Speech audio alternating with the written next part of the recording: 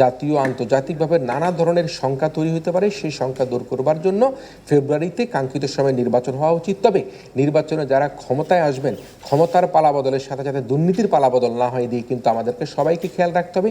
ইতিমধ্যে আমরা নানা রকম মিশ্র প্রতিক্রিয়া দেখতে পাচ্ছি, চাঁদাবাজির কথা শুনতে পাচ্ছি, দখলের কথা শুনতে পাচ্ছি, আমরা বিভিন্ন চাকরি দেবার ক্ষেত্রে নানা রকমভাবে আমরা সেখানে বাণিজ্য দেখতে পাচ্ছি। এগুলি যদি দূর করা সম্ভব না হয় তাহলে কিন্তু বাংলাদেশের মানুষ আবারও যে জেএনজির কথা বলা হচ্ছে, যারা 15 বছর অপেক্ষা করেছে এই শেখ হাসিনাকে অভ্যুত্থানের মাধ্যমে বাংলাদেশকে ফ্যাসিস্টকে বিদায় করবার জন্য, আগামী সরকার যদি সেটি মাথায় না রাখে যে কোনো সময় কিন্তু আগামী 1-1.5-2 বছরের মধ্যে সরকার তার ক্ষমতা থাকাকালীন অবস্থায় কিন্তু এই জেএনজিরা যদি আবার ছাত্র জনতাকে নিয়ে মাঠে নামে তাহলে কিন্তু আপনাদের আবারও কিন্তু শেখ হাসিনার মতো পতন হতে পারে। সুতরাং যারা ক্ষমতায় আসবেন, ক্ষমতায় আসবার অপেক্ষায় রয়েছেন, জনগণ ভোট দিবেন, তাদেরকে আমাদের অতীত থেকে শিক্ষা গ্রহণ করে, আওয়ামী লীগের যে পরিস্থিতি হয়েছিল সেই পরিস্থিতি থেকে শিক্ষা গ্রহণ করে, শেখ হাসিনা যে পালিয়ে গিয়েছে সেই জায়গা থেকে শিক্ষা গ্রহণ করে আপনারা নির্বাচিত হলে আপনারা সরকার গঠন করবেন।